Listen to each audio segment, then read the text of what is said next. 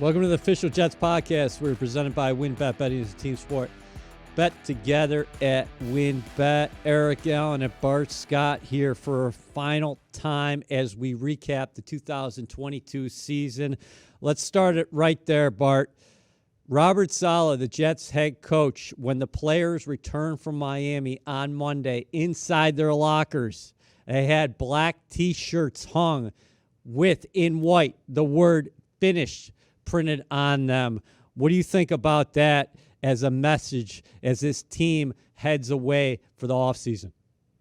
Well, I think it's an appropriate message, right? When you think about the Jets and their season in totality, they got out to a fast start, but understanding that, it's a battle of attrition and it's a marathon, not a sprint. And it's how you finish. And I think they got an education on what it's like to play in high pressure, tense games. And when both sides and both teams need the game equally, being able to match the intensity of your opponent, but also being able to match the intensity of the moment and execution, and understanding that these games usually come down to who makes the play and who don't make the play. Well, we talked about it a little bit last week, but looking back at it, the Jets, when they left Denver, they were 5-2. But during that game, Breece Hall goes down, Elijah Vera Tucker goes down. The Jets never seemed to recover after that. I would argue that the high point of their season actually was without both of those guys in the lineup. They beat the Buffalo Bills at home. They were once 6-3, but of course they start 7-4 overall, end the year on a 6-game losing streak. My point on this, my question is, yes, we're going to point to Hall and AVT as those injuries being devastating, but in your mind, what went wrong for the Jets overall? Why did they lose 6 games down the stretch with the playoffs in the grasp? Okay, you can say why different ways, but really it's the what, right? They weren't able to run the football. They weren't able to score in the red zone.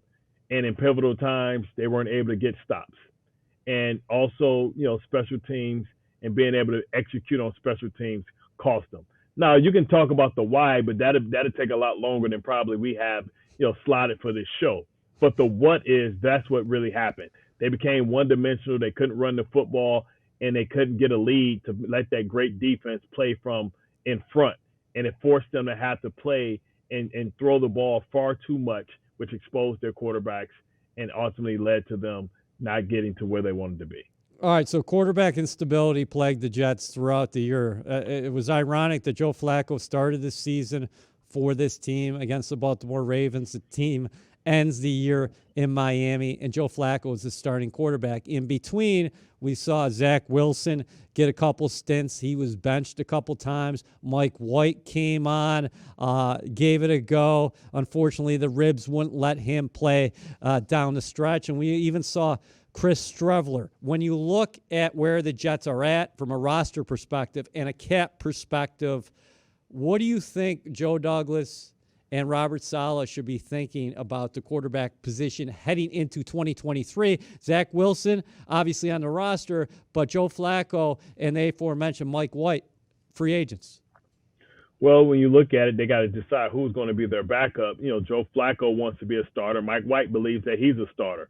You think about Joe Flacco, may be easier to convince that, hey, sit here and be our emergency backup. But if you're saying that, I think you have to address the position, and look at all the available options that you have, whether it's Jimmy G, who has, continuity and familiarity with Robert Saleh, whether you think about, David Carr, and thinking about Derek Carr, yep. Derek Carr, and considering, he's available, that's something that you might have to make a quick decision on, and it might be too quick for the Jets when you think about his contract expires and he's, they have to make the Raiders have to make a decision 3 days after the Super Bowl. So that means that those conversations have to start now. You talk about the other guys, Geno Smith. Are they going to decide in Seattle to use that high pick that they have for a quarterback? And what does that mean for Geno Smith? What does it mean for Sam Darnold in Charlotte? Right. So it's so many guys that are going to shake loose. Not only are you thinking about all options, Tom Brady's a free agent. What's going to happen there? Right. You have to consider everything. Aaron Rodgers. Does Aaron Rodgers want to come back and play underneath the same roster? That's why you really have to have some feet on the ground to be able to get in some of these inner circle conversations to see what's likely to happen. You have to have multiple plans. If this guy shakes loose, what are we willing to give to him, and how does that affect the entire roster? And that's all the things and equations you have to have. Plan A, plan B, plan C, plan D. You have to put in, and you may have to move fast, but sometimes the slow and steady wins the race.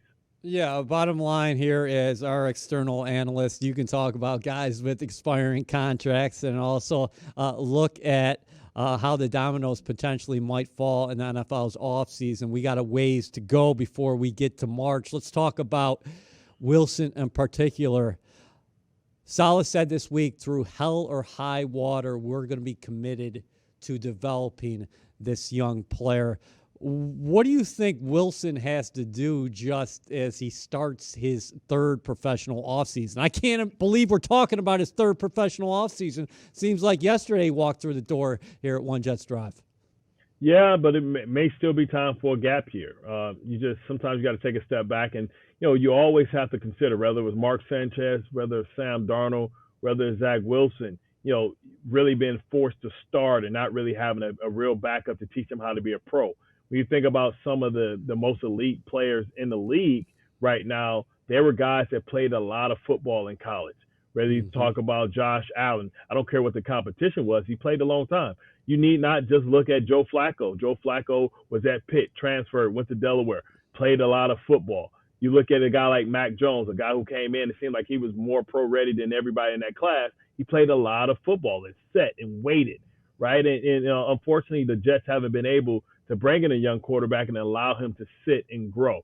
I remember a time when Phillip Rivers came in. He sat behind Drew Brees before he was given the keys to the car. You talk about Patrick Mahomes, who had played a lot of football, sat behind Alex Smith.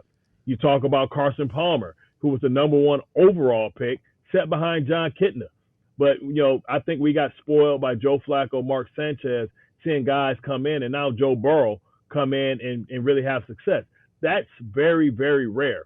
But it doesn't mean that your quarterback's not good because he doesn't look like them his first or second year. It just means that you have to have a plan. And they said maybe they made a mistake. You heard LaFleur, you heard, Robert say, hey, maybe we rushed this kid along too fast. And sometimes when you want a good meal, you got to let it marinate. You got to let it simmer. You got to let all the things come together because he doesn't have the experience, because he doesn't have the reps in college. So now how do you get him those reps? You see it happening with Jordan Love. You saw it happen with Aaron Rodgers. Why do we think that Zach Wilson would be any different? The Jets lost a great man, and the NFL community lost a great man when Greg Knapp was tragically struck out on his bicycle by a distracted driver. He was hit by a distracted driver. He was going to be assigned to Wilson. He was going to be such a big presence in here, wasn't he? Looking back at it, 2 years into his career, number one is, obviously, you're never going to replace a person. And Knapp was beloved throughout the National Football League. But his wisdom and his experience and the work that he did with so many quarterbacks in his time, it was going to help not only Wilson, but the entire coaching staff and the Jets organization. People don't, a lot of times people think about the coordinators, but they don't think about the pieces. Like, I spent more time with my, Bob Sutton, you know what I mean? In intimate moments and helping my development. It's not always about the coordinator. Sometimes it's about the individual coaches. And, Nat was brought in to help, like he did with Michael Vick, like he did with Steve Young, to bring all that knowledge and wisdom that he has collected over, not just, from all different types of quarterbacks. When you think about it, you think about the different styles in which he's helped guys. And that's knowledge that, unfortunately left with Knapp. And they're going to have to find a way to try and assign somebody to him that can teach him and develop him, somebody that's having those private conversations in the back of the meeting room. You think about Peyton Manning. Well, it was Tom Moore and what he did all the time and helping Peyton Manning, who struggled his first couple of years as well, trying to turn over and change the stripes of an organization.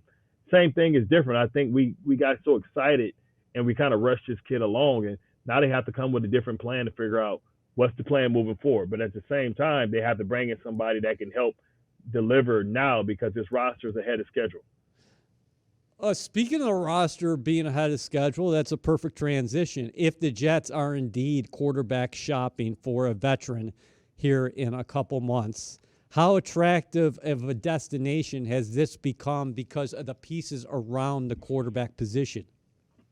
I mean, I think it's a very attractive destination, right? Everybody sees how hard the Jets played. Everybody sees that they're right there on the doorstep. And if they average 22 points a game, if the Jets average 22 points a game, they would have won 11 games, right? That's the reality of it, right? And you're thinking that, hey, if I'm a free agent, I'm saying, hey, I can come and be that difference. They have the money to really get my services, and I believe that this team is right there, right? I wouldn't be surprised if they became the Cincinnati Bengals, or if they had the same fortunes and made the same leap as the San Francisco 49ers, right? To go from seven wins to winning the division happens all the time. Yeah. It's usually about that, right? They establish a culture. They have a young core. These young cores can continue to get experience. Guys are going to continue to develop. The system is going to continue to get mastered. And then now you take the next step. So they got to go out and they got to shore up some more pieces. But Joe Douglas in the last 2 years have brought in young, talented depth for this team to be able to be successful in the near future. Are there positions in need here when you look at the roster overall? Maybe we start with the offensive line, 9 different starting combinations this year. Center Connor McGovern is a free agent. I'm sure Dwayne Brown's got to figure out what he wants to do. George Fant is a free agent as well. You hope AVT is back 100% next year. Lincoln Tomlinson back next year. But would you start there with the offensive line? And Mekhi Becton sounded very good the other day. It's a very important offseason for him, no doubt about that. Well, at this point, Mekhi Becton is a luxury because he's never been available, never been able to play a full season. So you hope that he can, but you can't rely on that because history tells you that you won't be able to. But if I'm the Jets, I'm spending heavily in the free agent market, and if I had to target one person, it's somebody that Joe Douglas really knows and I believe understands his pedigree. And I'm looking at the fact that Orlando Brown Jr. is playing on a franchise tag, and they couldn't come up with the deal. So if I'm looking at the Jets, this is a guy that's a 4-time Pro Bowler, a guy that's 27 years old, only played 5 years in this league, that has went to the Pro Bowl at right tackle and left tackle. Once he played as a left tackle, Joe Douglas was there with his father, Orlando Brown Sr. I think that would be the perfect replacement for not only if Becton can't get back, but also for Fant and Dwayne Brown, that you can answer that and have him right next to Lincoln Tomlinson right there. And then if Veer Tucker comes back, then now you're looking at the fact that if Becton comes back, you have a right tackle, but you have a security blanket for Becton already, and Max Mitchell coming back off from the Bloodcocks. So now you already have a built-in right tackle that can sit there, but now you have a all-pro Pro Bowler right there at left tackle. You talk about Joe Douglas building his line the right way. Orlando Brown has, I don't believe, ever missed a game. And if he has, he's missed one, and he's going to, I believe, his 3rd or 4th Pro Bowl in just 5 short seasons. So I think you address it there. And also you look at, the fact that Breece Hall, we know that he's a superstar, but unless he's Adrian Peterson, he's not going to come back and hit the ground running. So I would love for the Jets to go out there and go get a Kareem Hunt who wanted to be traded, a guy that understands how to share a backfield, a guy that also understands how to play at a high level. He's a great receiver of the ball. And now I feel confident that I don't have to rush Breece Hall back immediately. Quinnen Williams was vocal that he wants a new deal. Jets GM Joe Douglas said, hey, we love Quinnen. We want him here. Robert Saleh, I talked to him about Q throughout the year. He said, he's the guy that you love on the field, off the field. He does everything right. Do you anticipate this deal getting done? And Quinnen put a timeline on it, and some players do that. You've been around. You've been part of the negotiations that happens with players and teams. He wants to have a deal done before the start of OTAs. Yeah, I mean, because he wants to make sure that we're all creatures of habits. He wants to make sure that he's here and able to participate in the off-season program, do the things that have made him successful and allows him to make that jump, and he wants to just get to security. He's done everything the right way. And, we know what the market is. The market is anywhere from $24 to $28 million per, right? Aaron Donald at the high end, and you think about some of the other guys in the middle, Chris Jones and all that stuff. I think Quinnen has come somewhere in the middle, and the salary cap continues to go up. The Jets aren't paying a lot of other players at other positions. I think they address that, and I think, they have some tough decisions because they may have some cap casualties, but that's just football, right? They have some tough decisions, and I'm sure they're going to sit in this room and say, okay, who from this team and this roster is going to be part of our future, and who time as a Jet has come to an end. And that's just the reality of every football team. WynnBET is bringing the excitement of Wynn Las Vegas to online sports betting and casino play. Get in on all your favorite teams, players, and sports. From boosted parlays to live in-game odds on every major sport, they have what you need to win. Jets fans in New Jersey, sign up today and use promo code XJETS. And after placing your first $100 wager, you will receive $100 to bet with. You will receive a $50 free bet and a $50 casino bonus. Again, the promo code is XJETS. Offer subject to change. Offer only available in New Jersey. Terms and conditions apply. You must be 21 or older to participate. Please visit wynnbet.com to view welcome offers available in Arizona, Colorado, Indiana, Louisiana, Michigan, New York, Tennessee, and Virginia. Yeah, that's just a tough part of the business, as you mentioned, because you look at the numbers and ultimately you can't keep everybody, even if people made contributions, valuable contributions to your roster in 2022. You got to look at it 2023 and beyond. No doubt about that. So when you look at this, if you're Joe Douglas and you hit a grand slam with your draft class last year, what do you think about your messaging internally? Because last year, of course, he said we got to be playing meaningful games in December. The Jets played meaningful games in December.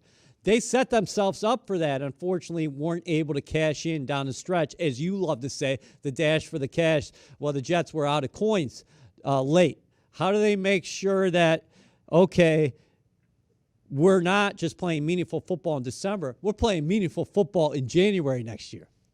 Well, you got to stack the deck, right? You got to have a tremendous offseason in free agency, and you have to make sure that you have a tremendous draft. You got to be able, if you can get a draft class, not like just, I don't want to just highlight this draft class. I want to highlight the draft class before. Because I feel like Elijah Moore is a star. They got to figure out a way to get him more involved, and that's what the offseason is all about. I think that Mims can still contribute at a high level. I think he showed a lot of maturity by being able to be ready, stay ready, and do everything the coaching staff asks him to. You can, I look at Veer Tucker coming back, but also Breece Hall. You talk about, being able to find Bam Knight and what he's able to do. They're also high on Jeremy Rucker, the tight end from Ohio State. Right. So, I mean, that's what I'm speaking of. So you talk about Jeremy Rucker. So you talk about, okay, let's look at the tight end room. Does he graduate into being a big contributor? That means that somebody has to go. That's just the nature of the business. Whenever you can go younger, cheaper, you go there. And, the Jets have a couple of positions in which I believe that they've done a great job in developing the people behind the starters, and it's time for them to get an opportunity. And I think I look forward to seeing that. But also, if they can get 3 or 4 guys, that can be like Breece, they don't need the contributions that they got, but, Jermaine Johnson stepping up and being able to be a starter next year, I think that's what you hope for from a first-round draft pick. And, if they can get 3 or 4 contributors there, whether on offense or defense, then that just, makes the team younger and cheaper and still equally as good. How excited are you about the aforementioned Jermaine Johnson? And also talk about Michael Clemens a little bit, the depth that he provides, because Johnson, yes, he's a powerful player, and he was so accomplished after transferring from Georgia to Florida State, leading the ACC in sacks. But where he really impressed me was his mobility, his feet, his lateral movement is really exceptional.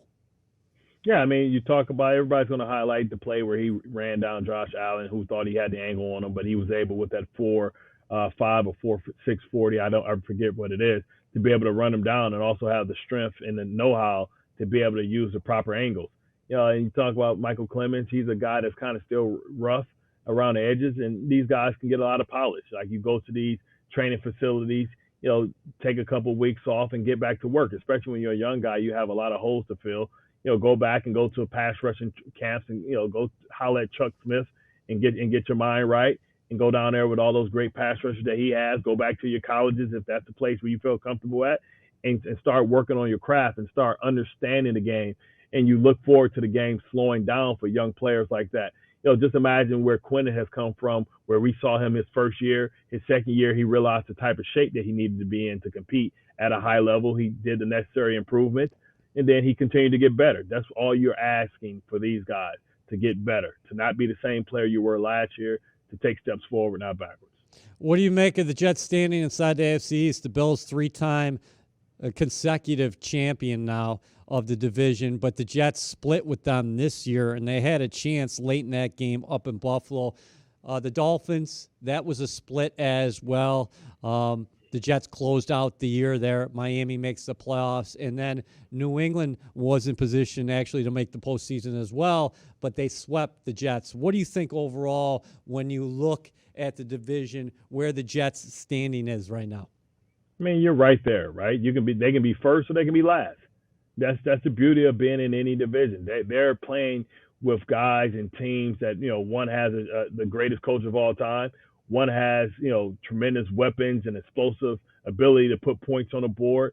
And the other one has been on the top of the hill for the last 3 years. Now, you got to ask yourself, who's the rabbit, who we're chasing? Right now, everybody's chasing the Buffalo Bills because they're the cream of the crop in the division. But that doesn't mean that they're invincible. Like, it can be one of those things like the NFC North used to be where, no guys repeat, as the champion, right? Success in this league and status in this league is leased. It's not owned. And rent's due every year, every week, every play. And so let's see if the Jets are able to, be able to put in the work to pay the price, to be the boss. The cost to be the boss is going on and everybody getting a little bit better. And for the organization to be able to improve this football team via draft, trade, or free agency.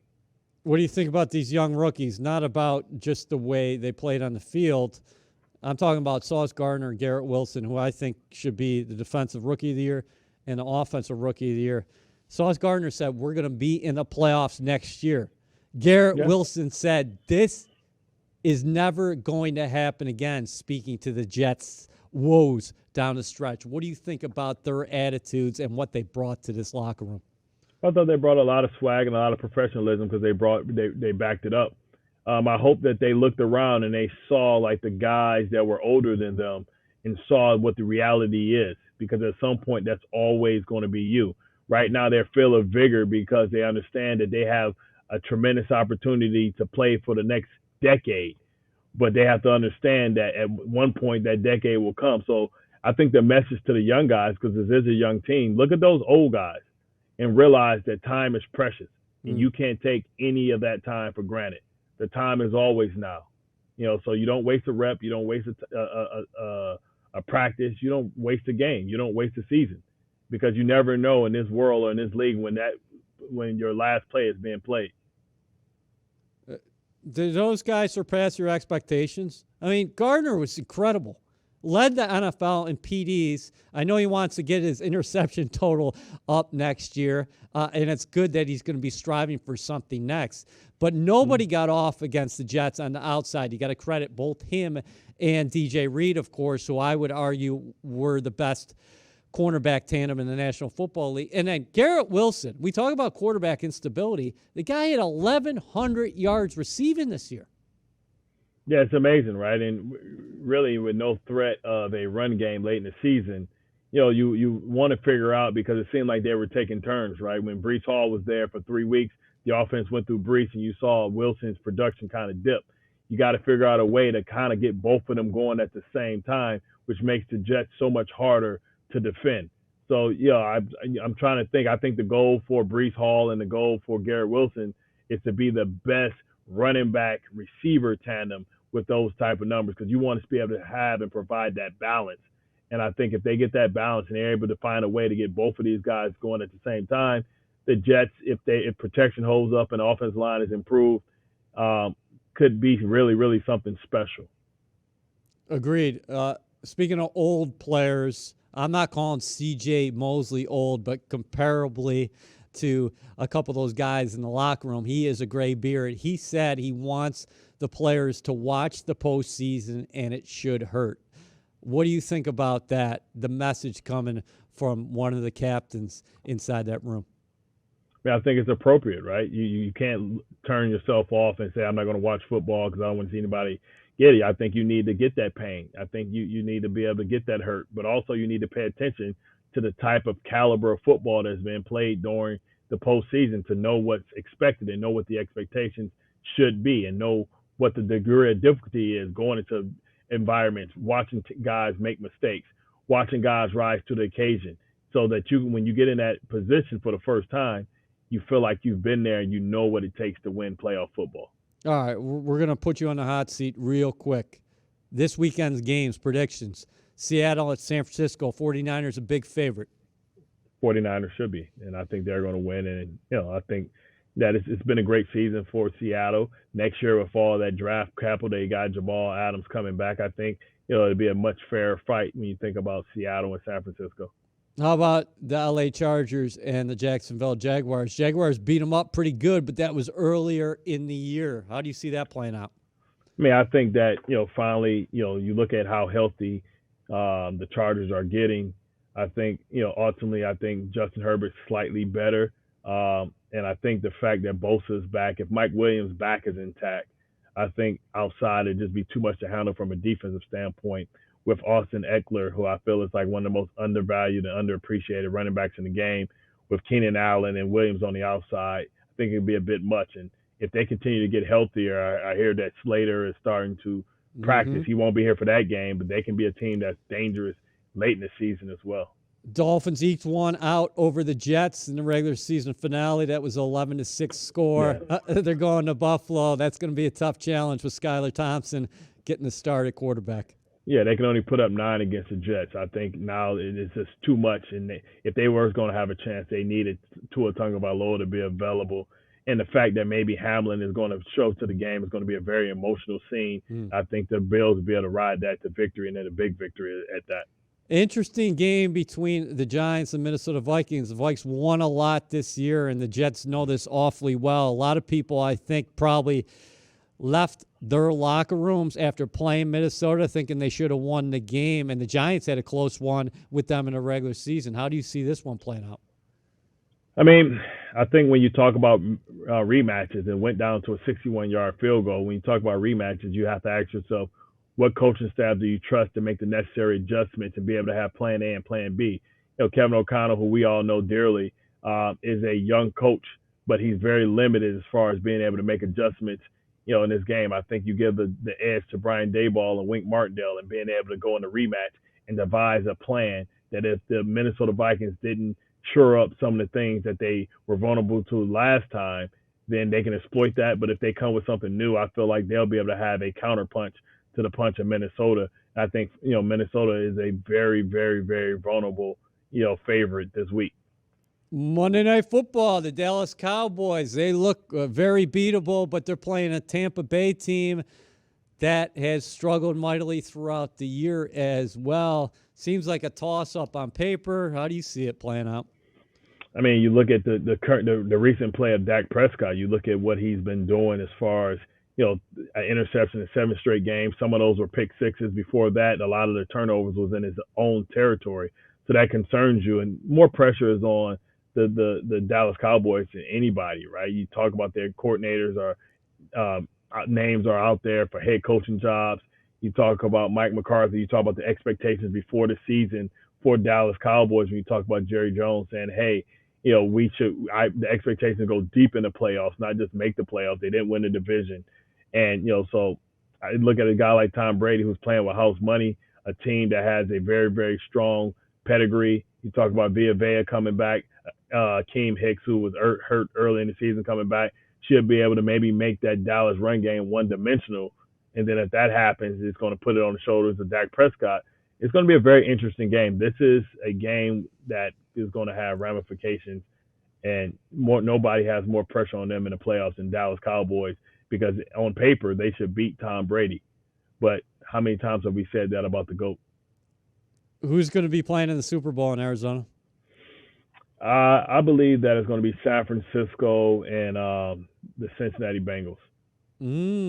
Okay. All right, we're going to hold you to it because we're keeping receipts here on the official pod. You know that, right? Yeah. Hey. All for the receipts.